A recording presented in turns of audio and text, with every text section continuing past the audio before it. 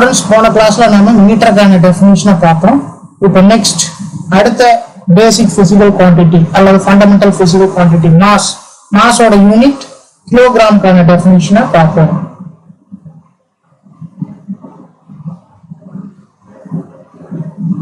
Kilogram. So இதுவும் நேற்று நம்ம டிஸ்கஸ் பண்ணியிருக்கோம். ஒரு சிலிண்டர் இருக்கு, ஒரு மாடல் சிலிண்டர். அது பார்த்தீங்கன்னா எதாவது ஆனதுன்னா பிளாட்டினம் அண்ட் இரிடியம். ஸோ சிலிண்டரோட ஷேப் நமக்கு தெரியும். இந்த மாதிரி ஒரு சிலிண்டர். இந்த சிலிண்டர் எதாவது ஆனதுன்னா platinum and iridium. So metal solution இது. இப்போ அலாய்ன்னு சொல்லுவோம். Platinum iridium alloy. இந்த சிலிண்டரோட ஹைட் h, டயாமீட்டர் d அப்படின்னு வச்சுட்டீங்கன்னா இது ரெண்டுமே ஈக்குவலா இருக்கும்.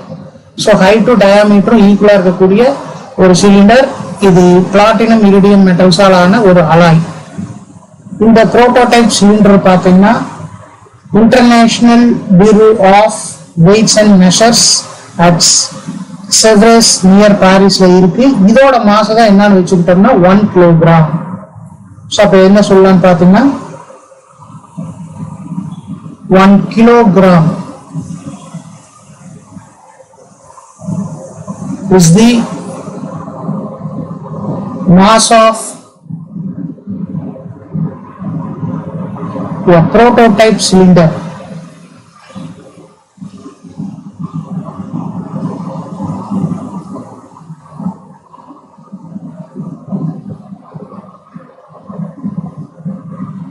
Cylinder of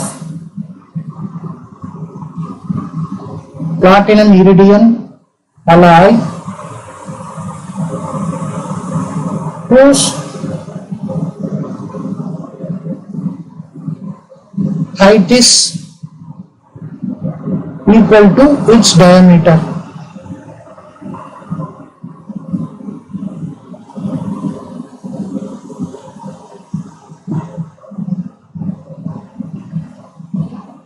So இது எங்க இருக்குன்னு பாருங்க. kept at எங்க வச்சிருக்காங்கன்னா kept at International Bureau of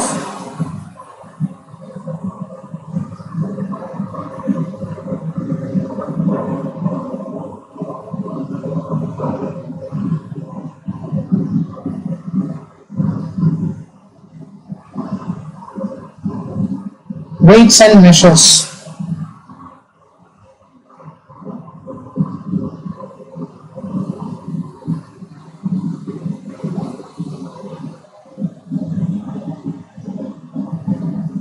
At Sevres near Paris.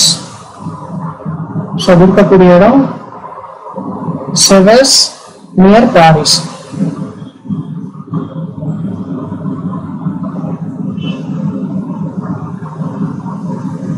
So இதுதான் ஒன் ப்ரோக்ராம்க்கான டெஃபினிஷன். ஸோ இந்த பாரிஸ்ல பக்கத்தில் இருக்கக்கூடிய international bureau of weights and மெஷர்ஸ்ல ஒரு பிளாட்டினம் இரிடியம் அலாய் ஆன சிலிண்டர் இருக்கு. அதோட ஹைட்டும் டயாமீட்டரும் பார்த்தீங்கன்னா ஈக்குவலா இருக்கும். அதோட மாசம் தான் என்னன்னு வச்சிருக்கோம்னா 1 கிலோகிராம் அப்படின்னு வச்சுக்கிறோம். ஸோ இது வந்து internationally accepted. So this is prototype, the model cylinder.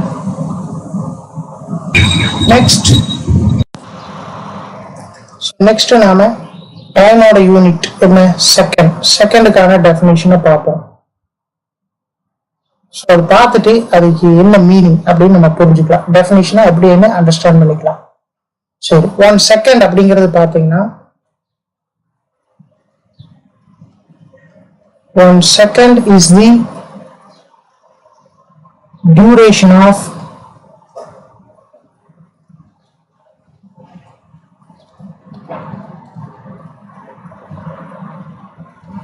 nine one 92 631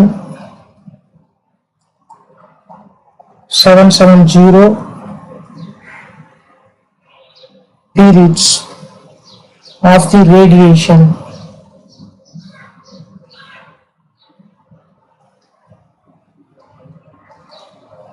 Radiation corresponding to the transition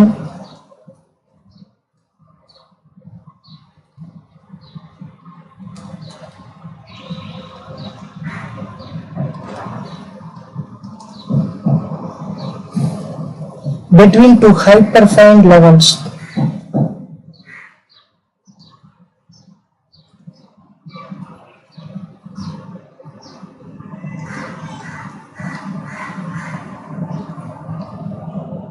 Of the ground state of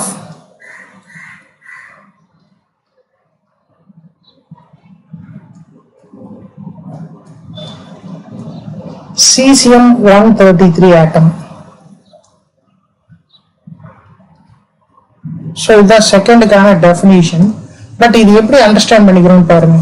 1 second is the duration of 9,192,631,770 periods. So இவ்வளவு டைம்ஸ் பீரியட்ஸை multiply பண்றோம். அந்த period எதோட relate ஆயிருக்கு? Of the radiation. ஒரு ரேடியேஷனோட பீரியடை இந்த ஃபேக்டரால multiply பண்றோம். இந்த ரேடியேஷன் எப்படி வருதுன்னு பாருங்க. Corresponding to the transition between two hyperfine levels of ground state of cesium-133 atom. cesium-133 ஆட்டத்துல கிரவுண்ட் ஸ்டேட்ல 2 ஹைப்பர்ஃபைன் லெவல்ஸ் இருக்கு.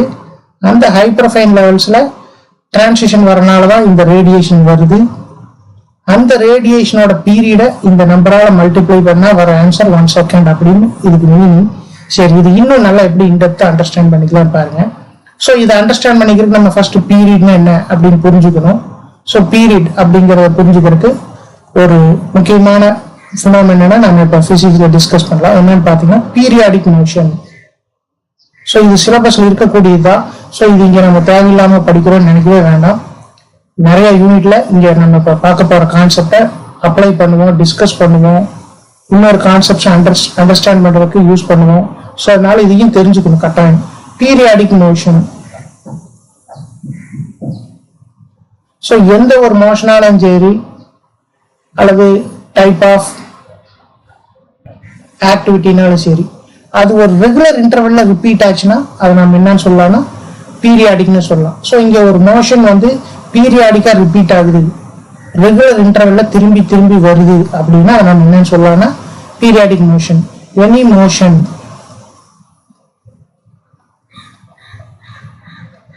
which repeats, எந்த ஒரு மோஷனா வேணா இருக்கலாம், ஆனா அது ரிப்பீட்ஸ். எப்படி?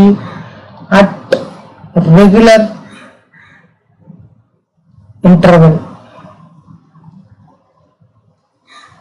is called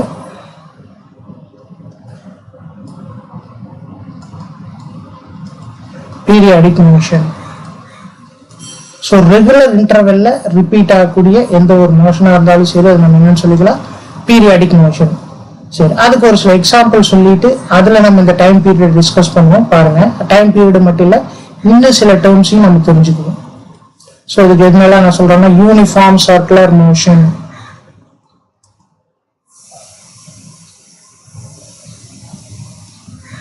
சேம் ஸ்பீட்ல சர்க்குலர் பாத்ல மூவ் ஆகுறது.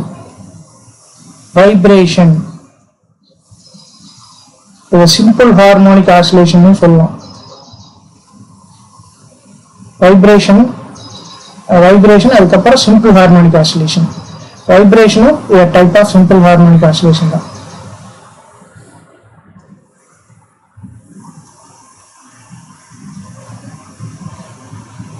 simple harmonic oscillation, wave motion,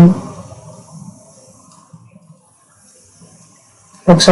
இதெல்லாமே நம்ம என்னன்னு சொல்லலாம்னா பீரியாடிக் மோஷன் சொல்லலாம். எப்படின்னு பாருங்க. ஃபர்ஸ்ட் பாருங்க சர்க்குலர் மோஷன்.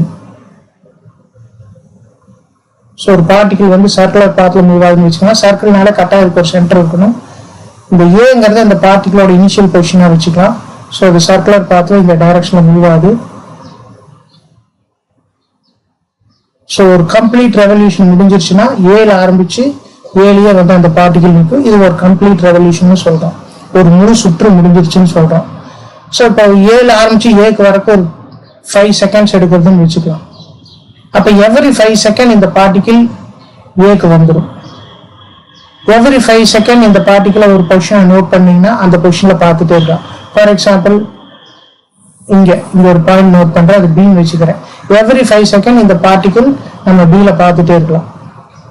ஸோ இதான் அதோட டைம் பீரியட். ஒரு ஃபுல் ரெவல்யூஷன், ஒரு முழு சுத்துக்கு எவ்வளவு டைம் எடுத்துக்கிறோம் அது என்னன்னு சொல்லுவோம்னா டைம் பீரியட்.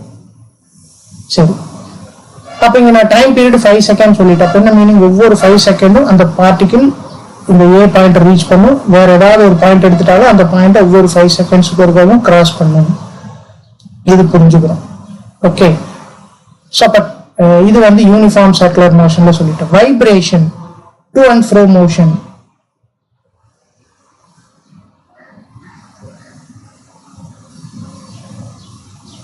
ஸோ இதான் ஈக்லிபிரியம் டிஸ்டன்ஸ் வச்சுக்கலாம். அப் அண்ட் டவுன் அல்லது டு அண்ட் ஃப்ரோ மோஷனை ஒரு பார்ட்டிகிள் எக்ஸிக்யூட் பண்ணுது காட்டுதுன்னா அதையும் நம்ம என்னன்னு சொல்லலாம், பீரியாடிக் மோஷன் சொல்லலாம். பார்த்தீங்கன்னா 0 டைம் டிஸ்பிளேஸ்மெண்ட் 0, 1 செகண்ட் இது வந்து மேக்ஸிமம் டிஸ்பிளேஸ்மெண்ட்டை காட்டுது. Again t is equal to 2 வைங்க, 0 displacement. t is equal to 3னா 3 seconds போது ஆப்போசிட் டைரக்ஷன்ல maximum displacement. t is equal to 4 போது 4 செகண்ட்ஸ் போது இங்க என்ன, அகைன் 0 டிஸ்பிளேஸ்மெண்ட் வருது. ஸோ இப்போ பார்த்தீங்கன்னா 1 வைப்ரேஷன் இஸ் ஓவர். அப்போ இங்க ஒரு வைப்ரேஷனுக்கு எவ்வளோ டைம் எடுத்திருக்குன்னு பார்த்தீங்கன்னா 4 செகண்ட்ஸ். t 0 செகண்ட் போது டிஸ்பிளேஸ்மெண்ட் 0, 1 செகண்ட் போது அப்வர்டா மேக்ஸிமம் டிஸ்பிளேஸ்மெண்ட்டை அட்டைன் பண்ணியிருக்குது மேல் நோக்கி. அடுத்த 2வது செகண்ட்ல என்ன இருக்கு, 0 டிஸ்பிளேஸ்மெண்ட்டுக்கு வந்துருச்சு டவுன்வர்டா மூவ் ஆனதுனால. அடுத்து 3rd செகண்ட்ல பாத்தீங்கன்னா ஆப்போசிட் டைரக்ஷன்ல மேக்ஸிமம் டிஸ்பிளேஸ்மெண்ட் போயிருக்கு.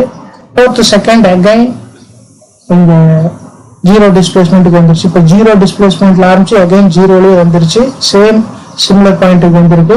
இப்போ 1 வைப்ரேஷன் முடிஞ்சிருச்சுன்னு சொல்லுவோம். இந்த 1 வைப்ரேஷனுக்கு எடுத்துக்கிற டைமுக்கு பேரும் டைம் பீரியட் தான். அடுத்தது ஒரு 8 செகண்ட்ஸ் கழிச்சு பார்த்தீங்கன்னா 2வது வைப்ரேஷன் முடிச்சிருக்கும். 12 செகண்ட்ஸ் கழிச்சு பார்த்தீங்கன்னா 3rd வைப்ரேஷன் முடிஞ்சிருக்கும். ஓகே, அதுவும் என்னதான் ஒவ்வொரு வைப்ரேஷன் முடிஞ்சிருச்சுன்னு சொல்றோம், ஒவ்வொரு 4 செகண்ட்ஸ்க்கு இருக்கிறது. இது வந்து வைப்ரேஷனுக்கு. சிம்பிள் ஹார்மோனிக் மோஷன், இப்போ நம்ம ஒரு பெண்டுலம் எடுத்துக்கலாம். ஒரு த்ரெட்ல ஒரு பால் அல்லது ஏதாவது ஒரு குண்டு கட்டி இருக்கோம். ஸோ இது வந்து ரெஸ்ட் பொசிஷன்ல இருக்கு. இது ஸ்லைட்டா டிஸ்பிளேஸ் பண்ணோம்னா என்ன ஆகும், so left side right side oscillate ஆகிட்டே இருக்கும். ஸோ சிம்பிள் பெண்டுலம் இப்படி லெஃப்ட் அண்ட் ரைட் ஆசிலேட் ஆகிட்டே இருக்கும். இதுவும் சிம்பிள் ஹார்மோனிக் மோஷன் ஆசிலேஷன் தான். ஆக்சுவலா இந்த பீரியாடிக் மோஷன் எல்லாமே சிம்பிள் ஹார்மோனிக் ஆசிலேஷன். ஸோ அந்த சிம்பிள் பெண்டுலம், இந்த சிம்பிள் பெண்டுலமோட மோஷனும் நமக்கு என்னன்னு சொல்லலாம், பீரியாடிக் மோஷன் தான். பாருங்க, t is equal to 0 second அப்படிங்கும்போது இந்த பால் அல்லது இந்த ஹெவி வெயிட் பாப்னு சொல்லுவோம், இது வந்து ரெஸ்ட் பொசிஷன்ல இருக்கு. இந்த பக்கம் வரும்போது ரைட் சைடு மேக்ஸிமம் டிஸ்டன்ஸ் வரும்போது 2 செகண்ட்ஸ் வச்சுக்கலாம். அகைன் திருப்பி 0க்கு இந்த இனிஷியல் பொசிஷனுக்கு வரும்போது t is equal to 4 second ஆகும். ஏன்னா இங்கிருந்து இங்க போறதுக்கு 2 செகண்ட்னா திருப்பி வரக்கு 2 second. Again left side maximum distance போறதுக்கு எடுத்துக்கிற டைம் 2 செகண்ட்ஸ். அப்போ t is equal to 6 seconds. Now again comes back to initial position. அப்போ t is equal to 8 seconds. So 2 திரும்பி வரக்கு ஒரு 2 4, லெஃப்ட் சைடு போறக்கு ஒரு 2 6, அகைன் இனிஷியல் பொசிஷனுக்கு வரக்கு ஒரு 2 8. அப்போ நம்ம இங்க இந்த கேஸ்ல பாத்தீங்கன்னா டைம் பீரியட் 8 செகண்ட். ஒரு ஃபுல் ஆசிலேஷனுக்கு எடுத்துக்கிட்ட டைம் 8 செகண்ட். இது ஆசிலேஷன் சொல்றோம். இது எல்லாமே சிம்பிள் ஹார்மோனிக் மோஷன் தான். Next wave motion.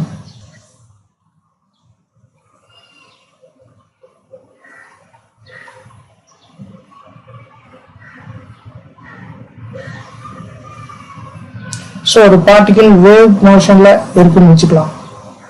So wave motion up and down movement இருக்கும். வைப்ரேஷனும் ஒரு வேவ் மோஷன் தான்.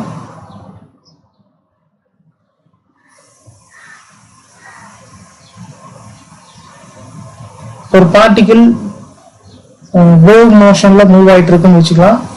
ஏங்கிறது இனிஷியல் பொசிஷன், பிங்கிறது final position. when the particle has traveled a distance a to b in 1 second வச்சுக்கலாம். அதாவது ஏல இருந்து பிக்கு வரக்கான டைம் 1 செகண்ட் அப்படின்னு வச்சுக்கலாம். 1 செகண்ட்ல இந்த பார்ட்டிகிள் a to b வந்திருக்கு.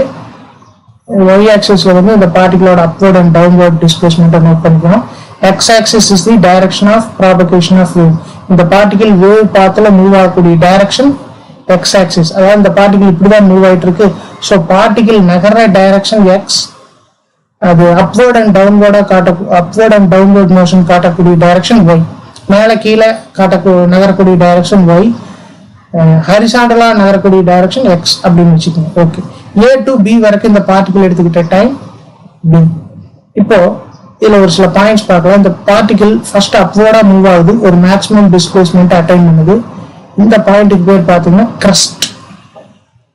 மேல் நோக்கிய டைரக்ஷன்ல அப்வர்ட் டைரக்ஷன்ல மேக்ஸிமம் டிஸ்பிளேஸ்மெண்ட் இது என்னன்னு சொல்லுங்கன்னா கிரஸ்ட். கிரஸ்ட்டை ரீச் பண்ணதுக்கு அப்புறம் டவுன்வர்டா மூவ் ஆக ஆரம்பிக்கும். அகைன் டிஸ்பிளேஸ்மெண்ட் 0 ஆகும். தென் ஆப்போசிட் டைரக்ஷன்ல மூவ் ஆக ஆரம்பிக்கும். ஆப்போசிட் டைரக்ஷன்ல மேக்ஸிமம் டிஸ்டன்ஸ் மூவ் அட்டைன் பண்ணும். அந்த பாயிண்ட்டுக்கு பேர் பார்த்தீங்கன்னா ட்ரஃப். தென் ட்ரஃப் ரீச் பண்ணதுக்கு அப்புறம் அகைன் அப்வர்டா மூவ் ஆக ஆரம்பிக்கும். ஸோ ஸ்டேட்ல 0 டிஸ்பிளேஸ்மெண்ட் வரும். இப்போ என்ன சொல்லுவோம்னா 0 டிஸ்பிளேஸ்மெண்ட்ல ஸ்டார்ட் பண்ணி அகைன் 0 டிஸ்பிளேஸ்மெண்ட்டுக்கே வந்திருக்கு. இதை வந்து சின்னு வச்சுக்கலாம். ஏ to C 1 oscillation is over. ஒரு ஆசிலேஷன் முடிஞ்சிருச்சுன்னு அர்த்தம். ஏ டு சில இந்த ஏல இருந்து சி வரைக்கும் கூடிய இந்த டிஸ்டன்ஸுக்கு பேர் என்னன்னா வேவ் லென்த். தென் அகைன் சில இருந்து அப்வர்டா மூவ் ஆக ஆரம்பிக்கும். எப்படி ஏல இருந்து அப்வர்டா மூவ் ஆக ஆரம்பிக்குது, அதே மாதிரி சில இருந்து அப்வர்டா மூவ் ஆக ஆரம்பிக்குது. மேக்ஸிமம் டிஸ்பிளேஸ்மெண்ட் அட்டைன் பண்ணுது. அகைன் என்ன சொல்லுவோம், கிரஸ்ட் வருது. கிரஸ்ட் வந்ததுக்கு அப்புறம் அகைன் டவுன்வர்டா மூவ் ஆகும். 0 டிஸ்பிளேஸ்மெண்ட். ஆப்போசிட் டைரக்ஷன்ல மேக்ஸிமம் டிஸ்பிளேஸ்மெண்ட், எதிர் திசையில மேக்ஸிமம் டிஸ்பிளேஸ்மெண்ட் வருது. அகைன் ட்ரஃப் கிடைக்கும். ஸோ இப்போ கிரஸ்ட் ட்ரஃப்னா என்னன்னு புரிஞ்சிருக்கும். அப்போ வேவ் மோஷன்ல ஆல்டர்னேட்டா கிரஸ்ட் ட்ரஃப் வந்துட்டே இருக்கும். இந்த ரெண்டு அடுத்தடுத்த கிரஸ்ட் அல்லது அடுத்தடுத்த ட்ரஃப் இதுக்கு இடையில கூடிய டிஸ்டன்ஸ் தான் நம்ம என்னன்னு சொல்லுவோம்னா வேவ் லென்த். வேவ் மோஷன்ல ரெண்டு அடுத்தடுத்த கிரஸ்ட் அல்லது அடுத்தடுத்த ட்ரஃப் அதுக்கு இடையில கூடிய டிஸ்டன்ஸ் வேவ் மோஷன், அல்லது distance between two similar consecutive points. இப்போ ஏவும் சியும் சிமிலர் பாயிண்ட்ஸ் சொல்லலாம். ஏன் பாருங்க, ஏல இருந்து இந்த பார்ட்டிகல் அப்வர்டா மூவ் ஆகுது, சில இருந்து அப்வர்டா மூவ் ஆகுது. So A and C are consecutive points. இப்போ டின்னு இந்த பாயிண்ட் எடுத்துக்கலாம். A and D are not consecutive points. ஏலையும் டிஸ்பிளேஸ்மெண்ட் 0, டிலையும் டிஸ்பிளேஸ்மெண்ட் 0. பட் ஏல இருந்து இந்த பார்ட்டிகல் அப்வர்டா வைப்ரேட் ஆகுது, பட் டில இருந்து டவுன்வர்டா மூவ் ஆகுது. ஸோ ஏயும் டியும் நாட் கன்சிக்யூட்டிவ் பாயிண்ட்ஸ், பட் ஏயும் சியும் not consecutive points, similar points. ஏயும் சியும் நம்ம சிமிலர் பாயிண்ட்னு சொல்ல முடியும். காரணம் பாருங்க, சில இருந்து அப்வர்டா மூவ் ஆகுது, ஏல இருந்து அப்வர்டா மூவ் ஆகுது. ஸோ அப்போ ஏசி சிமிலர் பாயிண்ட்ஸ், ரெண்டு அடுத்தடுத்த கன்சிக்யூட்டிவ் சிமிலர் பாயிண்ட்ஸ் கடலக்கூடிய டிஸ்டன்ஸும் என்னதான் வேவ் லென்த் தான்.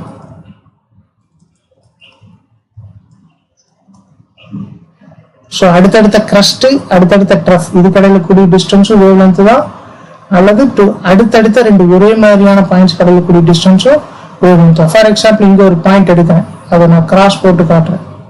இதே மாதிரி பாயிண்ட், இந்த பாயிண்ட்ல இருந்து வேவ் டவுன்வர்டா தான் மூவ் ஆகுது. இதே மாதிரி பாயிண்ட் இங்க வரும். ஸோ வேணா இஎஃப்னு வச்சுக்கலாம். ஸோ இயும் எஃப்பும் இப்போ சிமிலர் பாயிண்ட்ஸ் தான். இந்த ரெண்டு பாயிண்ட்ஸ் கடலக்கூடிய டிஸ்டன்ஸையும் நான் என்னன்னு சொல்லலாம், வேவ் லென்த். ஸோ இப்போ நான் வேவ் லென்த்னா என்னன்னு டிஃபைன் பண்ணிடுறேன்.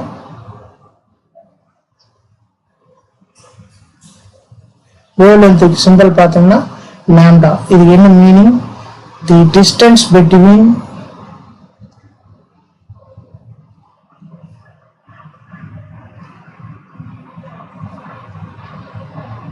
டூ கன்சிக்யூட்டிவ், ரெண்டு தொடர்ச்சியான to consecutive crests or troughs or similar points on the wave. So அந்த wave மேல இருக்கக்கூடிய ரெண்டு அடுத்தடுத்த crest அல்லது ரெண்டு அடுத்தடுத்த troughs or ரெண்டு similar points கடவுளுக்கு கூடிய டிஸ்டன்ஸுக்கு பேர் என்னன்னா and the wave is called wavelength. So இப்போ வேவ் லென்த்னா என்னன்னு புரிஞ்சிருப்பீங்க. இப்போ A to B, A to C ஒரு wavelength, then C to B another wavelength. அப்போ இது ஒரு செகண்ட்ல ஹரிசாண்டலா எவ்வளவு டிஸ்டன்ஸ் மூவ் ஆயிருக்குது, ஏல இருந்து சி வரைக்கும் ஒரு லேம்டா, சில இருந்து பி வரைக்கும் இன்னொரு லேம்டா. அப்போ இது டோட்டலா ஒரு செகண்ட்ல 2 லேம்டா டிஸ்டன்ஸ் மூவ் ஆயிருக்கு. வேவ் லென்த்ங்கிறது டிஸ்டன்ஸ்ங்கிறதுனால அதோட யூனிட் பார்த்தீங்கன்னா மீட்டரா தான் இருக்கும். சரி, இங்க பாருங்க, 1 செகண்ட்ல 2 wavelength distance மூவ் ஆயிருக்கு இந்த பார்ட்டிகல் வேவ் மோஷன்ல. 2 wavelength distance மூவ் ஆயிருக்கு. அப்படின்னா 1 wavelength மூவ் ஆகிறதுக்கு எவ்வளவு டைம் எடுத்திருக்கும்? 1 wavelength distance 0.5 second or half second. So 1 secondல 2 wavelength distance இந்த பார்ட்டிகல் வேவ் மோஷன்ல மூவ் ஆயிருக்குதுன்னா wavelength distance, அதாவது lambda meter distance மூவ் பண்றதுக்கு எவ்வளவு டைம் எடுத்திருக்கும்? 0.5 செகண்ட். அதுவும் டைம் பீரியட் தான். ஸோ இது A to C வரும்போது ஒரு கம்ப்ளீட் வேவ் ப்ரொடியூஸ் ஆயிடுச்சு. அதுக்கான டைம் என்னன்னா அதுவும் டைம் பீரியட் தான். அப்ப இந்த டைம் பீரியட பீரியாடிக் மோஷன்ஸ் வச்சு எப்படி எல்லாம் சொல்லலாம் பாருங்க. யூனிஃபார்ம் சர்க்குலர் மோஷனா ஒரு கம்ப்ளீட் ரெவல்யூஷனுக்கு எவ்வளவு டைம் எடுத்திருக்குதோ அது டைம் பீரியட். ஒரு வைப்ரேஷன் முடியிருக்கு எவ்வளவு டைம் எடுத்திருக்குதோ வைப்ரேஷன் மோஷன்ல அது ஒரு டைம் பீரியட்னு சொல்லுவோம். ஒரு சிம்பிள் ஆசிலேஷனுக்கு எவ்வளவு டைம் எடுத்துக்குதோ சிம்பிள் பெண்டுலம் அதுக்கு டைம் பீரியட்னு சொல்லுவோம். 1 வேவ் ப்ரொடியூஸ் பண்றதுக்கு அல்லது ஒரு பாயிண்ட் வழியா 1 wavelength டிஸ்டன்ஸ் கிராஸ் பண்றதுக்கு எவ்வளவு டைம் எடுத்துக்கிறதோ அதை நம்ம என்னன்னு சொல்லுவோம்னா டைம் பீரியட்னு சொல்லுவோம். ஸோ இப்போ நம்ம என்ன பண்ண போறோம்னா டைம் பீரியடுக்கான டெஃபினிஷனை சொல்ல போறோம். ஸோ டைம் பீரியடுக்கான டெஃபினிஷன் பாருங்க. டைம் டேக்கன் எதுக்கு? To complete one revolution in uniform circular motion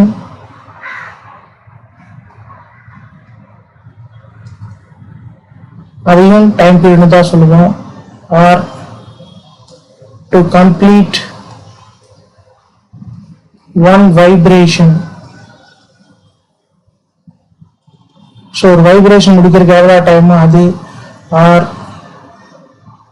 to complete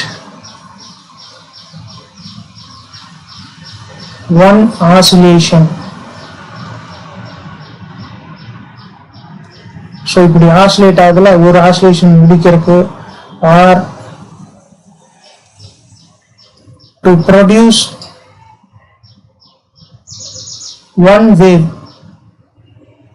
1 wave produce பண்றது அல்லது ஒரு பாயிண்ட் வழியா ஒரு பாயிண்ட்ல ஒரு பாயிண்ட் 1 wavelength டிஸ்டன்ஸ் அந்த பாயிண்ட் வழியா கிராஸ் பண்றதுக்கான டைம்னு சொல்லிக்கலாம். Or to produce 1 wave is called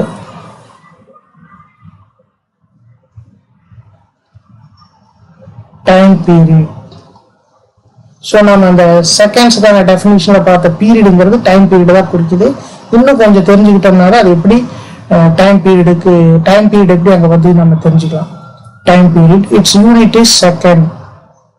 so டைம்னால அதோட யூனிட்டை நம்ம எஸ்ஐ யூனிட்ல செகண்ட் தான் சொல்லுவோம். Its unit is second. So அது ஸ்மால் எஸ்ன்னு தான் நம்ம எழுதுவோம்.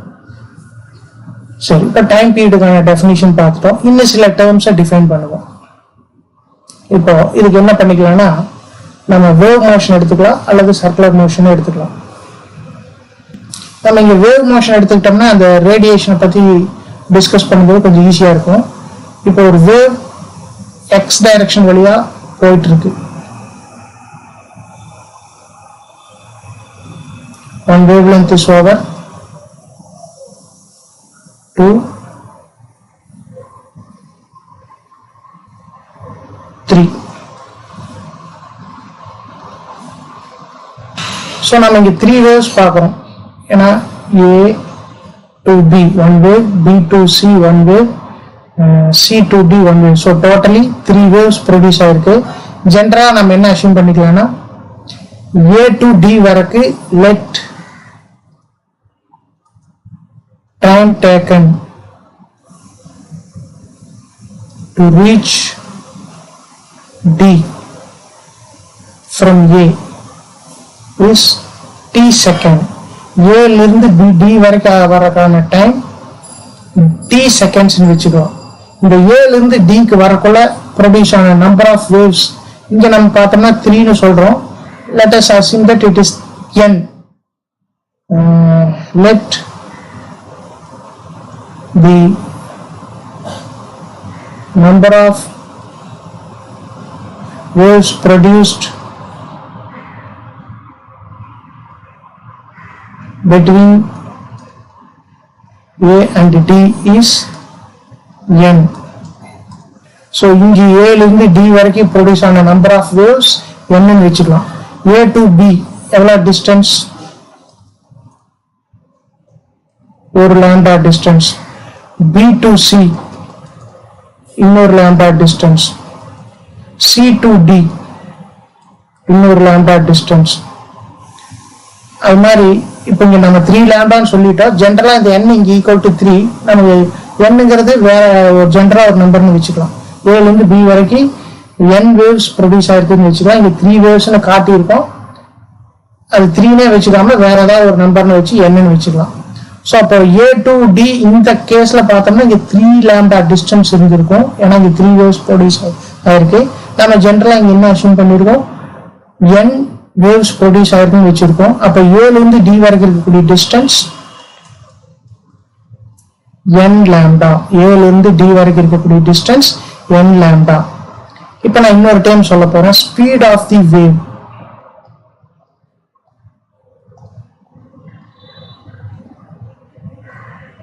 ஸ்பீடுக்கு எப்பவுமே என்ன formula? Distance travelled by time. Distance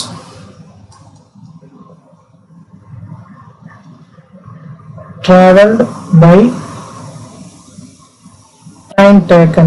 இதுதான் பாத்தீங்கன்னா speed formula. So speed of வேவ்னா அது எவ்வளவு டிஸ்டன்ஸ் டிராவல் பண்ணிச்சு அதுக்கான டைம் என்ன அப்படின்னு சொல்ல போறோம். இது எவ்வளவு டிஸ்டன்ஸ் டிராவல் பண்ணிருக்குது? n lambda distance. அதுக்கான time t seconds.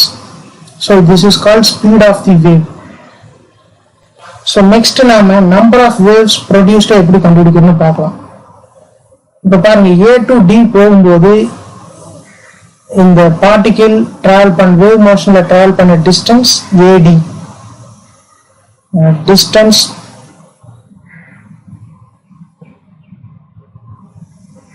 traveled by the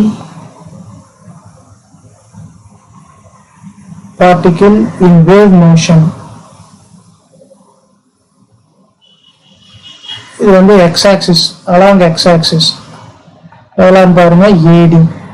so AD and the AD தான் இதுக்கு ஈக்குவல்னு சொல்லியிருக்கோம் n lambda. distance traveled by the particle in wave motion எவ்வளவு AD, அது வந்து என்னன்னு சொல்றோம் n lambda. this is in t seconds. wave motion along x axis in t seconds னு சொல்லிக்கணும். t secondsல இது எவ்வளவு டிஸ்டன்ஸ் மூவ் ஆயிருக்குது? AD டிஸ்டன்ஸ் மூவ் ஆயிருக்குது, அது n lambda. இந்த டிஸ்டன்ஸ்ல எவ்வளவு வேவ் லென்த்ஸ் இருக்குதுன்னு எப்படி கண்டுபிடிக்கலாம்? ஒரு பர்టిక్యులர் டிஸ்டன்ஸ்ல எவ்வளவு வேவ் லென்த்ஸ் இருக்குது, ஒரு லென்த்ல எவ்வளவு வேவ் லென்த் இருக்கு அப்படின்னு கண்டுபிடிக்கிறது அந்த டிஸ்டன்ஸை வேவ் லென்த்தால டிவைட் பண்ணணும். ஃபார் எக்ஸாம்பிள்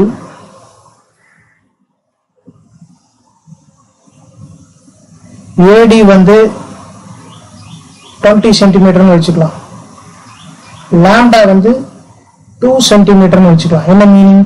ஒவ்வொரு வேவ் லென்த்தும் 2 சென்டிமீட்டர் டிஸ்டன்ஸ். ஒவ்வொரு வேவ் லென்த்தோட வேவ் லென்த்தும் 2 சென்டிமீட்டர். இப்ப டோட்டலா அந்த பார்ட்டிகிள் வேவ் மோஷன்ல எவ்வளவு தூரம் டிராவல் பண்ணிருக்கு? 20 சென்டிமீட்டர். அப்ப இந்த 20 சென்டிமீட்டர்ல எவ்வளவு வேவ்ஸ் வரும்? ஒவ்வொரு A to D ஒவ்வொரு 2 சென்டிமீட்டருக்கும் ஒரு வேவ் லென்த். இது ஒரு லாம்டா, இது ஒரு லாம்டா, ஒரு லாம்டா 2. அப்ப டோட்டலா எவ்வளவு லாம்டாஸ் வருதுன்னு எப்படி கண்டுபிடிப்போம்? அந்த டோட்டல் டிஸ்டன்ஸை லாம்டாவால டிவைட் பண்ணணும். அப்படி பண்ணோம்னா நமக்கு எவ்வளவு வேவ் லென்த்ஸ் வரும் தெரியும். டோட்டல் டிஸ்டன்ஸ் எவ்வளவு? 20 சென்டிமீட்டர் பை லாம்டா. லாம்டா எவ்வளவு? 2 centimetre. So centimetre centimetre cancel 1 10. So அப்போ எவ்வளோ 10 வேவ்ஸ் ப்ரொடியூஸ் ஆயிருக்குது. ஏலேருந்து டி வரைக்கும் எவ்வளோ வேவ்ஸ் ப்ரொடியூஸ் ஆயிருக்கு? 10 வேவ்ஸ். அதை நம்ம எப்படி கண்டுபிடிச்சோம்? ஏலேருந்து டி வரைக்கும் கூடிய டிஸ்டன்ஸை வேவ் லென்த்தால டிவைட் பண்ணோம்னா நம்பர் ஆஃப் வேவ்ஸ் கிடைக்கும். ஸோ இப்போ நான் என்ன சொல்ல போறேன்னா, number of waves produced in t seconds along x axis. x axis வழியா இப்போ எவ்வளோ வேவ்ஸ் ப்ரொடியூஸ் ஆயிருக்கு? Number of waves produced along x-axis in t seconds. அதுக்கு என்ன பண்ணும், இந்த t செகண்ட்ல டிராவல் பண்ண டிஸ்டன்ஸ், இங்க நம்ம எக்ஸாம்பிள்ல 20 வச்சுக்கிட்டோம், அது AD டிவைடட் பை வேவ் லென்த்தால டிவைட் பண்றோம், AD by wave length. So t செகண்ட்ஸ்ல இவ்வளவு வேவ் லென்த்ஸ் ப்ரொடியூஸ் ஆயிருக்கு, அதைத்தான் நம்ம என்னன்னு சொல்லியிருக்கோம், n number of waves produced t செகண்ட்ல என்னன்னு வச்சிருக்கோம். சரி, இப்போ t செகண்ட்ஸ்ல இவ்வளவு வேவ்ஸ் ப்ரொடியூஸ் ஆயிருக்கு. இப்போ எனக்கு என்ன வேணும்னா number of waves produced in 1 second தெரியும். t செகண்ட்ல இவ்வளவு வேவ்ஸ் இருக்குன்னா 1 செகண்ட்ல எவ்வளவு வேவ்ஸ் வந்திருக்கும், நம்பர் ஆஃப் வேவ்ஸ் ப்ரொடியூஸ்டு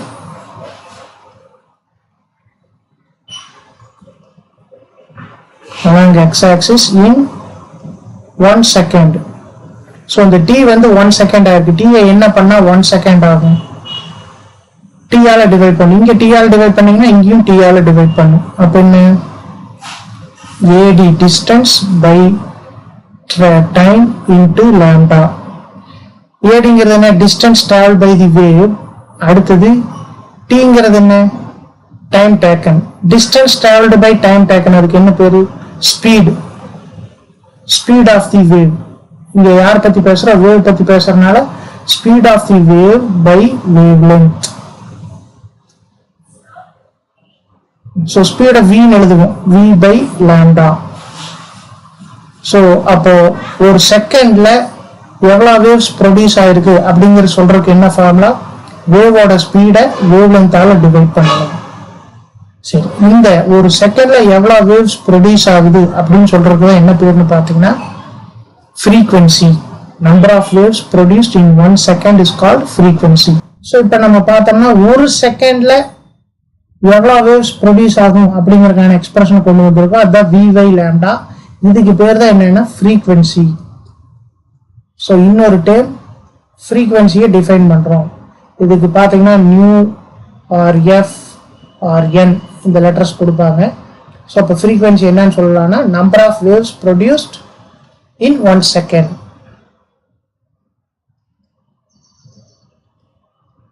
இது வந்து வேவ் வச்சு வேவ் மோஷன் வச்சு சொல்லும்போது, சர்க்குலர் மோஷன் வச்சு சொன்னீங்கன்னா அந்த சர்க்குலர் பாத்துல ரொட்டேட் ஆகிட்டே இருக்கும். ஒரு டைம் ரொட்டேட் ஆனா 1 ரெவல்யூஷன் ஓவர், ஒரு சுத்து முடிஞ்சதுன்னு சொல்லுவோம். அப்ப அங்க என்ன சொல்லுவோம்னா number of revolutions made in 1 second சொல்லுவோம். ஸோ இங்க நம்ம வேவ் பார்க்கறதுனால வேவ் பத்தி சொல்லலாம், number of waves produced in 1 second is called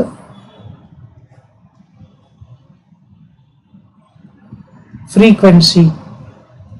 so இந்த frequency nu அப்படின்னு எழுதுறோம். நியூக்கு இங்க என்ன ஃபார்மா போட்டிருக்கோன்னு பாருங்க, v by lambda. v னா ஸ்பீடு டிவைடட் பை லாம்டானா வேவ் லென்த். இப்போ இந்த இதுக்கு யூனிட் எழுதலாம் பாருங்க. ஸ்பீடுக்கு நம்ம என்ன சொல்லுவோம்னா metre per second, metre by second divided by wave length. வேவ் லென்த்ங்கிறது அடுத்தடுத்த கிரஸ்ட் அல்லது அடுத்தடுத்த ட்ரஃப் கடையில் கூடிய டிஸ்டன்ஸ்னு சொன்னோம். டிஸ்டன்ஸ்னா அதையும் மீட்டர்ல தான் மெஷர் பண்ணுவோம். ஸோ மேலே மீட்டர் பர் செகண்ட், கீழே மீட்டர் இருக்கு. இப்போ இந்த மீட்டரையும் கேன்சல் பண்ணிக்கலாம். இப்போ 1 by செகண்ட்னு வரும். இந்த 1 by செகண்ட் அப்படிங்கிறது என்ன சொல்லுவோம்னா ஹெர்ட்ஸ். 1 by செகண்ட் அது செகண்ட் பவர் -1. செகண்ட்னா செகண்டுக்கு பவர் 1, அதை மேலே கொண்டு வந்தீங்கன்னா செகண்ட் பவர் -1 ஆகும். அதுதான் என்னன்னு சொல்றோம்னா ஹெர்ட்ஸ். ஸோ செகண்ட் இன்வெர்ஸுக்கு பேர் தான் ஹெர்ட்ஸ். ஸோ அப்போ இந்த ஃப்ரீக்வன்சியோட யூனிட் ஹெர்ட்ஸ். ஹெர்ட்ஸ்னா second inverse per second. Power மைனஸ்னு போட்டால் இன்வெர்ஸ்னு படிக்கணும். ஸோ செகண்ட் இன்வெர்ஸ் -1 இன்வெர்ஸ்னு சொல்லணும். ஸோ s பவர் -1 செகண்ட் இன்வெர்ஸ்னு சொல்கிறோம். ஸோ அப்போ ஃப்ரீக்வன்சிக்கு ஃபார்முலா v by lambda. vனா speed of unit hertz. So அதை இங்கே எழுதுறேன், mu is equal to v by lambda unit hertz. So இந்த ஃபார்முலா நல்லா மனசில் நிற்கணும், ஃப்ரீக்வன்சிக்கான ஃபார்முலா.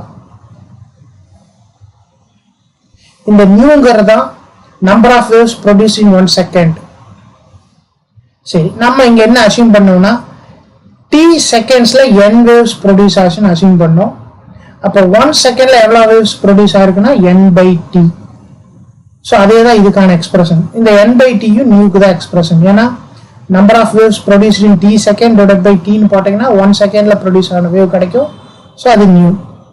ஸோ இப்போ நம்ம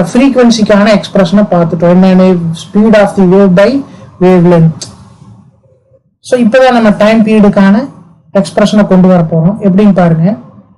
ஒரு செகண்ட்ல எவ்வளவு வேவ்ஸ் ப்ரொடியூஸ் ஆச்சு, நியூ நம்பர் ஆஃப் வேவ்ஸ், அதான் ஃப்ரீக்வன்சின்னு சொல்றோம். So number of waves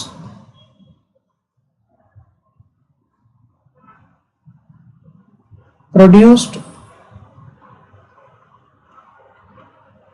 in 1 second is equal to nu. அதான் frequency-க்கான definition. அது எதுக்கு ஈக்குவல்னு பார்த்தீங்கன்னா speed of the wave by wavelength எழுதிட்டோம். சரி, இதையே இப்படி ரிவர்ஸா சொல்றேன் பாருங்க. Nu time taken to produce nu number of waves. ஒரு செகண்ட்ல நியூ நம்பர் ஆஃப் வேவ்ஸ் வந்திருக்குது அப்படிங்கிறோம். நியூ நம்பர் ஆஃப் வேவ்ஸ் வரக்கான டைம் என்ன, ஒரு செகண்ட். அப்படியே மாத்தி சொல்றேன். So time taken to produce nu number of waves, நியூனா ஃப்ரீக்வன்சி, அந்த frequency number of waves, nu number of waves produce பண்றதுக்கு எவ்வளவு டைம் எடுத்துக்கிச்சு, 1 செகண்ட். ஏன் அப்படி சொல்லியிருக்கோன்னு பாருங்க. Number of waves produce in 1 second வந்து நியூ, அதான் ஃப்ரீக்வன்சி. ஃப்ரீக்வன்சி என்னவோ அவ்வளவு வேவ்ஸ் வந்து ஒரு செகண்ட்ல ப்ரொடியூஸ் ஆயிருக்கு. அதை நான் திருப்பி இப்படி சொல்றேன். Time taken to produce nu number of waves 1 second. So nu number of waves 1 செகண்ட்ல ப்ரொடியூஸ் பண்ணிக்கிறதுனா ஒரே ஒரு வேவ் ப்ரொடியூஸ் பண்றதுக்கு எவ்வளவு டைம் எடுத்திருக்கும். Time taken to produce 1 wave. இந்த நியூங்கிற நம்பர் ஒன்னுங்கிறதா மாறி இருக்கு. எப்படி நியூவால் டிவைட் பண்ணிருக்கோம். ஸோ லெஃப்ட் சைடில் நியூவால் டிவைட் பண்ணா ரைட் சைட்லையும் நியூவால டிவைட் பண்ணும். ஸோ 1 பை நியூ, இங்க இருக்கக்கூடிய யூனிட் செகண்ட். டைம்னா அதை செகண்ட்ல தான் சொல்லுவோம். So 1 by nu second. So நம்ம முன்னாடியே பார்த்தோம், time taken to produce 1 wave அல்லது time taken to complete 1 revolution or time taken to complete 1 vibration or time taken to complete 1 oscillation is called time period னு பார்த்தோம். அப்ப இது கட்டாயம் எதுக்கான டெஃபினிஷனா இருக்குன்னு பாத்தீங்கன்னா, எதுக்கான எக்ஸ்பிரஷனா இருக்குன்னு பாத்தீங்கன்னா டைம் பீரியடுக்கான expression. So time taken to produce 1 wave அதுதான் எதுக்கு ஈக்குவல்னா டைம் பீரியடுக்கு ஈக்குவல். ஸோ அப்ப டைம் பீரியடுக்கு இங்க என்ன ஆன்சர் வந்திருக்குன்னு பாருங்க, 1 பை ஃப்ரீக்வன்சி. ஸோ டைம் பீரியடோட டெஃபினிஷனை வச்சுக்கிட்டு நம்ம என்னன்னு சொல்லலாம், therefore time period t is equal to 1 by frequency into second. so time period எதுக்கு ஈக்குவல்னா reciprocal of frequency. அப்ப frequency என்னன்னு சொல்ல, இதே மாதிரி frequency is equal to 1 by time period. So இப்போ நமக்கு இந்த 3 ஈக்குவேஷன் நல்லா தெரியணும். ஃப்ரீக்வன்சிக்கு என்ன formula, velocity of wave by wave length. Time பீரியடுக்கு என்ன ஃபார்முலா, 1 பை ஃப்ரீக்வன்சி. அதே மாதிரி ஃப்ரீக்வன்சியும் ரெசிப்ரோக்கல் ஆஃப் டைம் பீரியடா எழுதலாம். டைம் பீரியடுக்கு கேபிட்டல் டிங்கிற லெட்டர் தான் போடுவோம். ஸோ இந்த 3 ஃபார்முலா நல்லா தெரியணும். சரி, இப்போ பாருங்க, இந்த time period T is equal to 1 by frequency செகண்ட்னு போடுறேன்.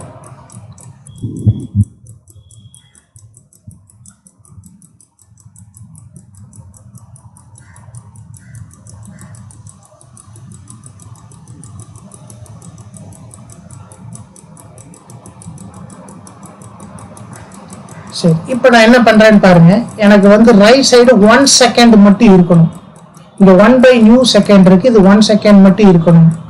So time period is equal to 1 by nu second எழுதிட்டோம். நியூங்கிறது ஃப்ரீக்வன்சி. ஸோ இந்த ஃப்ரீக்வன்சிக்கு என்ன நியூமெரிக்கல் வேல்யூவோ இங்க வந்து நியூன்னு சொல்லியிருக்கோம். அதாலேயே நான் 2 பக்கமும் இப்போ மல்டிப்ளை பண்றேன். ஏன்னா I need 1 second right side. So right side 1 second வரணும்னு வைங்க. அதாவது இந்த 1 பை நியூ செகண்ட் வந்து 1 செகண்டா மாறணும். அதுக்கு என்ன பண்ணும், இங்க டினாமினேட்டர்ல என்ன இருக்கோ அதாலேயே மல்டிப்ளை பண்ணேன்னு வைங்க. நியூ கேன்சல் ஆகிட்டு 1ன்னு வரும். So 1 by nu into nu போடுறேன். நியூ கேன்சல், அப்போ 1 செகண்ட் வரும். லெஃப்ட் சைடு நியூவால மல்டிப்ளை பண்ணா ரைட் சைடு நியூவால மல்டிப்ளை பண்ணும். So T into nu is equal to 1 by nu into nu second. இப்போ நியூ கேன்சல் ஆயிடுச்சு. T into nu is equal to 1 second. இந்த யூனிட்டை மறந்துடக்கூடாது. இந்த நியூவோட நியூமெரிக்கல் வேல்யூவால மட்டும்தான் பெருக்கிற, யூனிட்டை கொண்டு போய் பெருக்கல. இதோட யூனிட் பாத்தீங்கன்னா ஹெர்ட்ஸ். ஹெட்ஸ் போடாம இந்த நியூமெரிக்கல் வேல்யூ மட்டும் பெருக்கிறேன். இப்ப பாருங்க tங்கிறது டைம் பீரியட், நியூங்கிறது நியூமெரிக்கல் வேல்யூ ஆஃப் ஃப்ரீக்வன்சி. அந்த ஃப்ரீக்வன்சியோட வேல்யூ என்னவோ அதை மட்டும்தான் போடுறோம், யூனிட்டை போடக்கூடாது. ஏன் யூனிட்டை போடக்கூடாதுன்னு பாருங்க. டீக்கு நமக்கு தெரியும் யூனிட் வந்து செகண்ட் டைம் பீரியடுக்கு. நீங்க அது யூனிட்டோட எடுத்தீங்கன்னா நியூக்கு வந்து ஹெர்ட்ஸ்னு வரும். ஹெர்ட்ஸ்னா நம்ம என்னன்னு பார்த்துருக்கோம் 1/second. அப்போ செகண்ட் கேன்சல் ஆகி வெறும் 1 தான் வருமே தவிர 1 செகண்ட்னு வராது.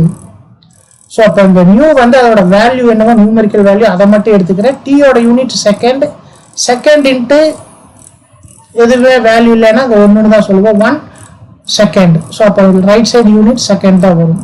So time period into numerical value of frequency. Answer என்னன்னு பார்த்தீங்கன்னா 1 செகண்ட். இந்த கான்செப்ட் புரிஞ்சுன்னா நம்ம செகண்டுக்கான டெஃபினிஷனை ஈஸியாக புரிஞ்சுக்கலாம். டைம் பீரியடையும் numerical value of frequency multiply பண்ணோம்னா எந்த ஒரு வேவுக்கும் சரி வேவ் மோஷனுக்கும் சரி நமக்கு வர்ற ஆன்சர் 1 செகண்ட். இப்போ நம்ம cesium-133 ஆட்டம் எடுத்துக்கலாம். cesium-133 ஓட அவுட்டர் மோஸ்ட் எலக்ட்ரானிக் கான்ஃபிகரேஷன் கடைசி எலக்ட்ரான் எந்த ஆர்பிட்டால போய் சேரும்னா 6s ஆர்பிட்டால சேரும். இப்போதைக்கு இதை பத்தி நீங்க ஒரி பண்ணாதீங்க, நம்ம கெமிஸ்ட்ரியில இந்த எலக்ட்ரானிக் கான்ஃபிகரேஷன் பத்தி டிஸ்கஸ் பண்ணும்போது இது எப்படி வந்து நீங்க புரிஞ்சுக்கலாம். ஸோ லாஸ்ட் செல் இதுக்கு 6th செல். ஸோ இது நியூக்ளியஸ், ஃபர்ஸ்ட் செல், செகண்ட் செல் அப்படியே போட்டே போறோம். லாஸ்ட் செல் தான் 6th செல். அந்த 6th செல்ல ஒரு எலக்ட்ரான் இருக்கு. ஒரே ஒரு எலக்ட்ரான் தனியா இருந்துச்சுன்னா அதுக்கு ஸ்பின் குவாண்டம் நம்பர் இருக்கும், அது ½ இந்த cesium ஆட்டத்தோட நியூக்ளியஸ்க்கும் ஸ்பின் இருக்கு. அந்த ஸ்பின் நம்பர் பாத்தீங்கன்னா நியூக்ளியர் ஸ்பின் பாத்தீங்கன்னா 7/2. இப்போ இந்த நியூக்ளியர் ஸ்பின்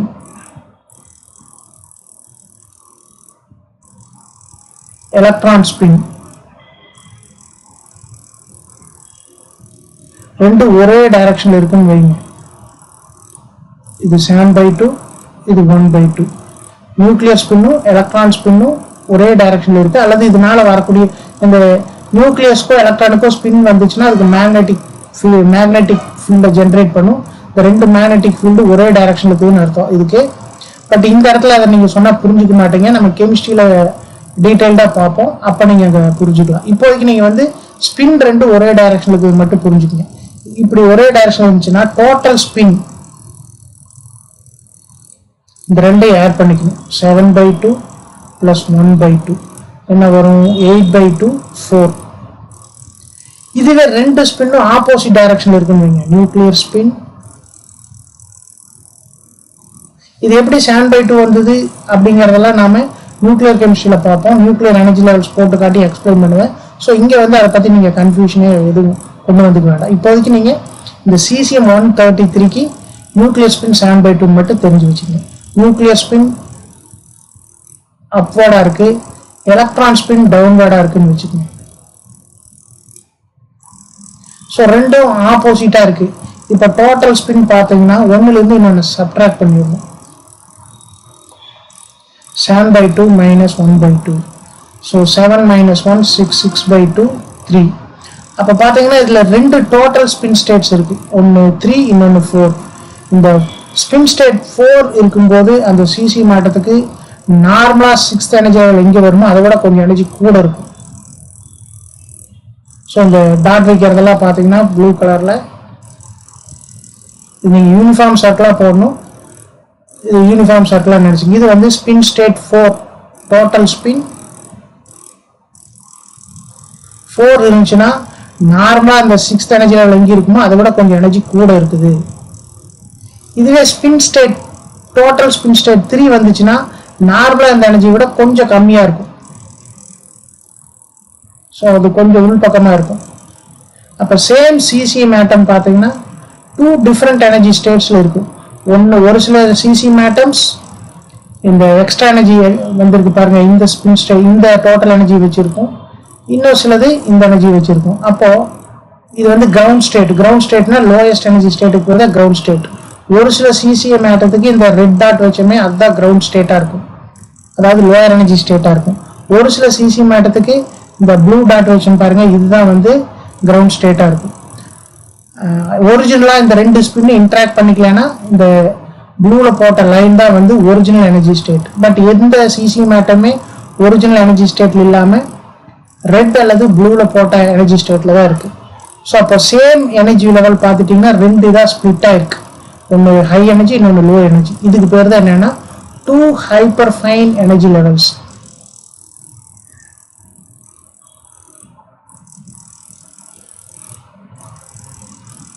ஆஃப் cesium 133. இது எதனால வந்துச்சு? சிசித்தோட நியூக்ளியர் ஸ்பின்னும் சிசித்தோட லாஸ்ட் செல் இருக்கக்கூடிய எலக்ட்ரான் ஸ்பின்னும் எலக்ட்ரானோட ஸ்பின்னும் இன்டராக்ட் பண்ணதுனால தான் 2 எனர்ஜி லெவல்ஸ் வந்திருக்கு. அதில் ஒன்றுக்கு எனர்ஜி அதிகம், இன்னொன்றுக்கு எனர்ஜி கம்மி. இந்த ரெண்டு எனர்ஜி ஸ்டேட்டுமே கிரவுண்ட் ஸ்டேட்டுக்கு பக்கத்தில் தான் இருக்கும். இந்த ரெண்டு எனர்ஜி ஸ்டேட்டையும் தான் என்னன்னு சொல்லியிருக்கோம், 2 ஹைப்பர் ஃபைன் எனர்ஜி லெவல்ஸ். இப்போ இந்த ரெட்ல வச்சிருக்கக்கூடிய எனர்ஜி லெவலுக்கு எனர்ஜி கம்மியா இருக்கும். அதாவது இந்த ரெட்ல வச்சிருக்கக்கூடிய எனர்ஜி லெவல் இருக்கக்கூடிய சிசி மாட்டத்துக்கு எனர்ஜி கம்மியா இருக்கும், ப்ளூல போட்டதுக்கு எனர்ஜி அதிகமா இருக்கும். இப்போ லோயர் எனர்ஜி ஸ்டேட்ல இருந்து ஹையர் எனர்ஜி ஸ்டேட்டுக்கு சிசிஎம் போகணும்னு வைங்க, அதுக்கு நம்ம எக்ஸ்ட்ரா எனர்ஜி கொடுக்கணும். ஸோ லைட் ஃபார்ம்ல எனர்ஜி கொடுக்கணும். இப்படி போட்டோம்னாலே லைட்னு அர்த்தம். இந்த லோயர் எனர்ஜி ஸ்டேட்டுக்கும் ஹையர் எனர்ஜி ஸ்டேட்டுக்கும், இந்த ரெண்டு ஹைப்பர் ஃபைன் எனர்ஜி ஸ்டேட்டுக்கு இடையில எவ்வளவு எனர்ஜி கேப் இருக்கோ அந்த எனர்ஜி கேப் இருக்கக்கூடிய லைட் ஃபோட்டானை வச்சிருக்கக்கூடிய லைட் ரேடியேஷன் விழுந்துச்சுன்னா இந்த சிசிஎம் வந்து லோயர் எனர்ஜி ஸ்டேட்ல இருந்து ஹையர் எனர்ஜி ஸ்டேட்டுக்கு போகும். அதே லைட் ஃபோட்டான். நாம பார்க்குற எல்லா லைட்லையுமே மாஸ் இல்லாத எனர்ஜி மட்டும் வச்சுட்டு இருக்கக்கூடிய ஸ்மால் பண்டில்ஸ் லைட்ல இருக்கும். ஸோ அதை தான் என்னன்னு சொல்லுங்கன்னா ஃபோட்டான்ஸ். எந்த லைட் எடுத்துட்டீங்கனாலும் அதில் எனர்ஜி மட்டுமே கேரி அவுட் பண்ணக்கூடிய ஸ்மால் பேக்கெட்ஸ் இருக்கும். கண்ணுக்கு தெரியாத பேக்கெட்ஸ், அதுக்கு மாஸ் இல்லை ஆனால் எனர்ஜி இருக்கு. அந்த பேக்கெட்ஸுக்கு பேர் தான் என்னன்னா ஃபோட்டான்ஸ். அது லைட்ல இருக்கிறதுனால லைட் ஃபோட்டான்ஸ். ஸோ அந்த லைட் ஃபோட்டானோட எனர்ஜியும் இந்த ரெண்டு ஹைப்பர் ஃபைன் எனர்ஜி லெவல்ஸுக்கு இடையில இருக்கக்கூடிய எனர்ஜி கேப்பும் ஒரே மாதிரி இருந்துச்சுன்னா இந்த லோயர் எனர்ஜி ஸ்டேட்ல இருக்கக்கூடிய சிசிஎம் எனர்ஜி வாங்கிட்டு ஹையர் எனர்ஜி ஸ்டேட்டுக்கு போயிடுது. இப்போ ஹையர் எனர்ஜி ஸ்டேட்டுக்கு போயிட்டு அப்படியே இருக்குமானா இல்லை, திருப்பியும் லோயர் எனர்ஜி ஸ்டேட்டுக்கு வரும். அப்படி வரும்போது லைட்டை எமிட் பண்ணும். அந்த லைட் என்ன ஃபார்ம்ல தான் வருதுன்னு பாருங்க, வேவ் ஃபார்ம். லைட்னாலே அது வேவ் ஃபார்ம்ல தான் இருக்கும். ஸோ அந்த எமிட் பண்ற லைட் வந்து வேவ் ஃபார்ம்ல இருக்கு. வேவ் ஃபார்ம் இருந்ததுன்னா அதுக்கு என்ன இருக்கும், டைம் பீரியட் இருக்கும். டைம் பீரியட் இருந்தா அதோட ரெசிப்ரோக்கல் ஃப்ரீக்வன்சி இருக்கும், வேவ் லென்த் இருக்கும், எல்லாம் இருக்கும். ஸோ இப்போ என்ன புரிஞ்சுக்கிறோன்னா சிசிஎம் ஆட்டம் ஹையர் எனர்ஜி ஸ்டேட்ல இருந்து லோயர் எனர்ஜி ஸ்டேட்டுக்கு வரும்போது லைட் ரேடியேஷனை எமிட் பண்ணுது. அந்த லைட் ரேடியேஷனுக்கு டைம் பீரியட் இருக்கும், ஃப்ரீக்வன்சி இருக்கும். இந்த டைம் பீரியடை, அந்த வெளியே வர லைட் ரேடியேஷனோட டைம் பீரியடை ஃப்ரீக்வன்சியோட நியூமெரிக்கல் வேல்யூவால மல்டிப்ளை பண்ணோம்னா நம்ம முன்னாடி பார்த்த மாதிரி ஆன்சர் என்னன்னு வரணும், 1 செகண்ட்னு வரணும். அதுதான் 1 செகண்டுக்கான டெஃபினிஷன். ஸோ இது இன்னொருக்கு அண்டர்ஸ்டாண்ட் பண்ணிக்கங்க. லோ எனர்ஜியில் இருக்கக்கூடிய சிசிஎம் லைட்டை அப்சார்ப் பண்ணி லைட்ல இருக்கக்கூடிய ஃபோட்டானோட எனர்ஜி எடுத்துக்கிட்டு ஹை எனர்ஜி ஸ்டேட்டுக்கு போகுது. ரெண்டு ஹைப்பர் ஃபைன் எனர்ஜி லெவல்ஸ்ல ஒன்றுக்கு லோ எனர்ஜி, இன்னொன்று ஹை எனர்ஜி. இப்போ இந்த ஹை எனர்ஜி ஸ்டேட்ல இருந்து அகைன் லோ எனர்ஜி ஸ்டேட்டுக்கு வருதுன்னா எனர்ஜி லூஸ் பண்ணும். அந்த லூஸ் பண்ற எனர்ஜியும் பார்த்தீங்கன்னா என்ன ஃபார்ம்ல வெளியே வருது, லைட் ஃபார்ம்ல வெளியே வருது. இப்போ இந்த லைட் அல்லது ரேடியேஷன்ஸ் எடுத்துட்டீங்கனாலே அதுவும் என்ன ஃபார்ம்ல தான் மூவ் ஆகும்னா வேவ் ஃபார்ம். ஸோ வேவ் ஃபார்ம்ல மூவ் ஆனால் கட்டாயம் அந்த மோஷனுக்கு, வேவ் மோஷனுக்கு டைம் பீரியட் இருக்கும், ஃப்ரீக்வன்சி இருக்கும், வேவ் லென்த் இருக்கும், வேவ் நம்பரும் இருக்கும், இந்த பேராமீட்டர்ஸ் எல்லாம் இருக்கும். இந்த வெளியே வர லைட் ரேடியேஷனோட டைம் பீரியடையும் ஃப்ரீக்வன்சியோட நியூமெரிக்கல் வேல்யூ மல்டிப்ளை பண்ணா ஆன்சர் நமக்கு என்னன்னு வரணும்னா 1ன்னு வரணும். ஏன்னா இப்பதான் முன்னாடி பார்த்தோம் time period in second into numerical value of frequency is equal to 1 second. Okay, so இதுதான் வந்து நம்ம 1 செகண்டுக்கான டெஃபினேஷன்ல யூஸ் பண்ண போறோம். இந்த லைட் ரேடியேஷன் வரணும்னா இந்த சிசி மேட்டம் ஒரு ஹைப்பர் ஃபைன் எனர்ஜி லெவல்லேருந்து இன்னொரு எனர்ஜி லெவலுக்கு போகணும். இது என்னன்னு சொல்லுவோம்னா டிரான்சிஷன். ஸோ இந்த சிசிஎம் ஆட்டம் ரெண்டு ஹைப்பர் ஃபைன் எனர்ஜி லெவல்ஸுக்கு இடையில மூவ் ஆகுது. So due to transition of cesium 133 between two hyperfine energy levels, a light radiation is emitted. அந்த லைட் ரேடியேஷனோட டைம் பீரியடையும் ஃப்ரீக்வன்சி ஃபேக்டரி மல்டிப்ளை பண்ணா 1 செகண்ட். இப்போ அந்த டெஃபினேஷன் நம்ம பார்க்கலாம், பாருங்க இப்போ புரியும். So 1 second is the duration of 919263177 periods. Periodsனா டைம் பீரியட். இவ்வளோ டைம் பீரியடு வேணும் ஆஃப் தி ரேடியேஷன். ஒரு ரேடியேஷனோட டைம் பீரியடை இந்த நம்பரால மல்டிப்ளை பண்ணணும் அப்படின்னா தான் 1 செகண்ட் கிடைக்கும்னு சொல்லிட்டோம். 1 second is the time duration. எதோட time duration? Time period of the radiation. அதை இந்த நம்பரால மல்டிப்ளை பண்ணா 1 செகண்ட் வரும்னு சொல்லிட்டோம். இந்த ரேடியேஷன் எப்போ வருது? Corresponding to the transition between two hyperfine levels of ground state of cesium-133 atom. cesium atom 2 hyperfine energy levels வச்சிருக்கும். அதுல ஒண்ணுலேருந்து இன்னொன்னுக்கு போகுது. அதான் என்ன சொல்றேன்னா டிரான்சிஷன். அந்த 2 எனர்ஜி லெவல்ல கடையில டிரான்சிஷன் வரனால தான் இந்த ரேடியேஷன் வருது. அந்த ரேடியேஷனோட டைம் பீரியடை இந்த ஃபேக்டரால மல்டிப்ளை பண்ணோம்னா அதுதான் என்ன 1 செகண்ட். ஆர் அந்த ரேடியேஷன் எமிட் பண்றதுக்கு என்ன டைம் ஆகுதோ அந்த டைமை இந்த ஃபேக்டரால மல்டிப்ளை பண்ணீங்கன்னா வர ஆன்சர் தான் 1 செகண்ட். ஸோ இதுதான் வந்து 1 செகண்டுக்கான டெஃபினிஷன். ஸோ நெக்ஸ்ட் எலக்ட்ரிக் கரண்டோட யூனிட் ஆம்பியர். ஆம்பியருக்கான டெஃபினிஷனை பார்ப்போம். ஆம்பியருக்கு சிம்பிள் ஏ. சரி, இப்போ நம்ம என்ன இமேஜின் பண்ணிக்கலாம்னா 2 long wires of infinite length. அதோட லென்த் என்னன்னு சொல்ல முடியாது, போயிட்டே இருக்கும். அந்த மாதிரி 2 லாங் ஒயர்ஸ் பேரலா இருக்கு. இந்த 2 ஒயர்ஸையும் 1 மீட்டர் டிஸ்டன்ஸ்ல பிரிச்சு வச்சிருக்கோம். 2 லாங் ஒயர்ஸ் 1 மீட்டர் டிஸ்டன்ஸ்ல பிரிச்சு வச்சிருக்கோம். ரெண்டுலயும் சேம் டைரக்ஷன்ல கரண்ட்டை பாஸ் பண்றோம். Same amount of current is passed through these 2 wires. ஒரே அளவு கரண்ட் இந்த 2 ஒயர் வழியா பாஸ் ஆகுது. இந்த 2 ஒயரையும் எங்க வச்சிருக்கோம்னா இன் வேக்கம். ஸோ ஒண்ணுமே இல்லாத இடத்துல இந்த 2 ஒயரை வச்சிருக்கோம். ஏர் கூட அங்க இருக்காது. அப்படி வச்சுக்கிட்டு இந்த 2 ஒயர் வழியாகவும் ஈக்குவல் அமௌண்ட் ஆஃப் கரண்ட்டை பாஸ் பண்றோம். அப்படி பாஸ் பண்ணும்போது இந்த 2 ஒயர்ஸ் இடையில இருக்கக்கூடிய ஃபோர்ஸ் 2 × 10⁻⁻7 நியூட்டன். அப்படின்னா இந்த 2 ஒயர் வழியாகவும் பாஸ் ஆகக்கூடிய கரண்ட் வந்து 1 ஆம்பியர். ஸோ இன்னும் இருக்க பாருங்க, 2 long wires, 2 long wires of infinite length and negligible cross section. ஒயர்னு எடுத்துட்டீங்கன்னா கிராஸ் செக்ஷன் முன்பக்கம் பார்த்தீங்கன்னா சர்க்குலர் ஷேப்ல இருக்கும். அந்த சர்க்கிள் வந்து ரொம்ப ரொம்ப சின்னது. அதுதான் என்னன்னு சொல்றாங்கன்னா நெக்லிஜிபிள்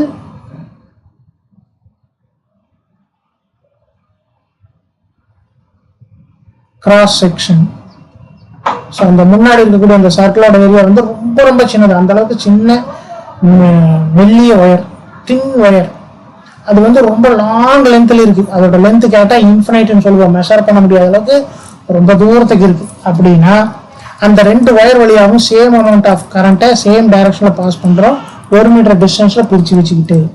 அப்படி பண்ணும்போது இந்த 2 ஒயர் கடையில் இருக்கக்கூடிய ஃபோர்ஸ் 2 × 10⁻⁻7 நியூட்டன்னா இந்த 2 ஒயர் வழியாம நம்ம ஈக்குவலா பாஸ் ஆகுதுன்னு சொன்னோம்ல அந்த கரண்ட் வந்து எவ்வளோன்னா 1 ஆம்பியர்.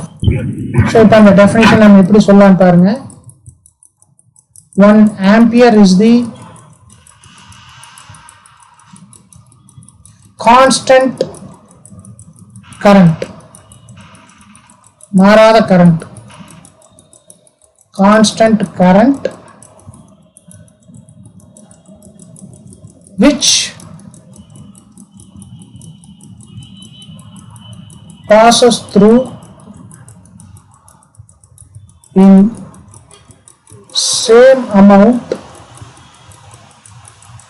ஒரே அமௌண்ட்ல, அதாவது பாஸ் ஆகக்கூடிய கரண்ட் ஒரே அளவில் இருக்கு. in same amount through வழியாக, எது வழியாக? through 2 parallel conductors, 2 straight parallel conductors of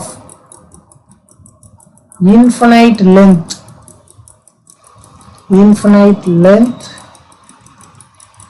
and a negligible cross section.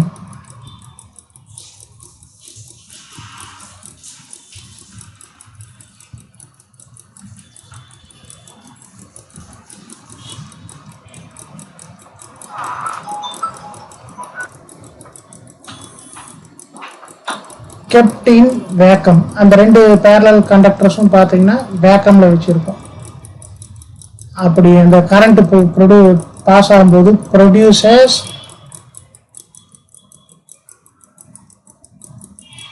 a force equal to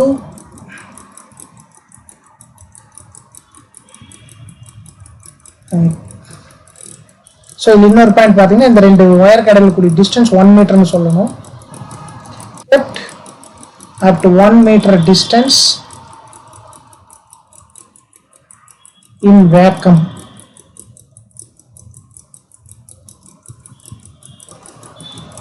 produces a force equal to 2 into 10 power minus 7 Newton per meter of length. So 1 meter length distance க்கு இந்த ரெண்டு வயர்லயும் இவ்வளவு force எவ்வளவு 2 into 10 power minus 7 Newton ஃபோர்ஸை produce பண்ணிச்சுன்னா அந்த current தான் வந்து என்னன்னா 1 ஆம்பியர். ஸோ இதில் இந்த இங்கே வர த்ரூ எடுத்துக்கலாம், ஏன்னா இங்கேயே த்ரூ போட்டோம். Which passes through in same amount two straight line parallel கண்டக்டர்ஸ்னு சொன்னால் போதும். So we can strike out,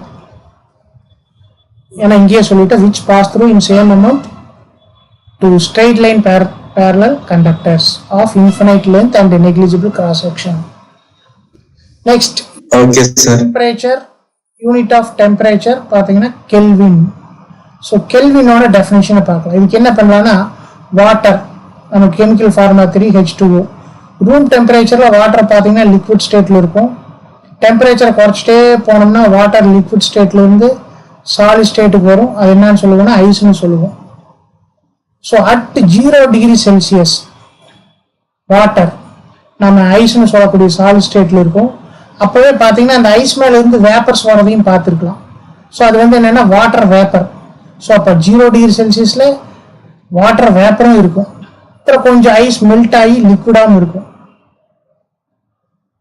அப்போ இந்த 0 டிகிரி செல்சியஸ்ல பாத்தீங்கன்னா வாட்டர் வந்து லிக்விட் ஸ்டேட்லயும் இருக்கு, வேப்பர் ஸ்டேட்லயும் இருக்கு, சாலிட் ஸ்டேட்லயும் இருக்கு.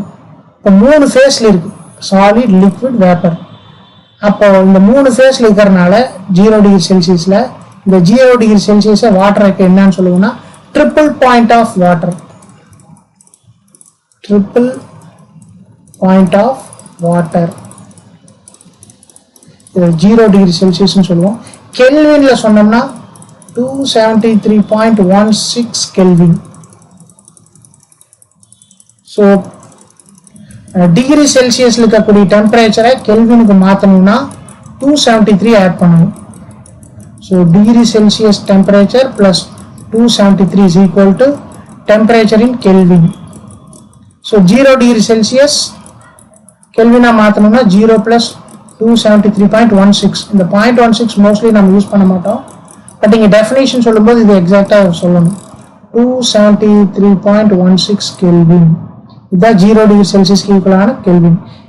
இப்போ இந்த 273.16ஓட 16 அப்படிங்கிறது 16 கெல்வின்ல சொன்னீங்கன்னா அது வந்து triple point of water.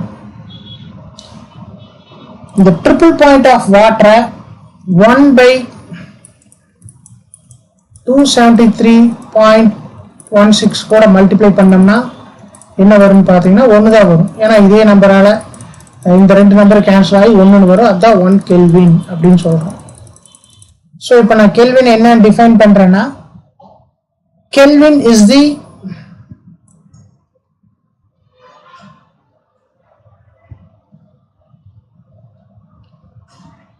Fraction 1/273.16 of the thermodynamic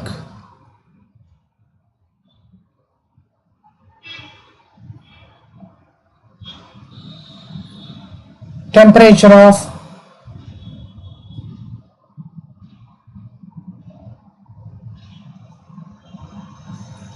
triple point of water.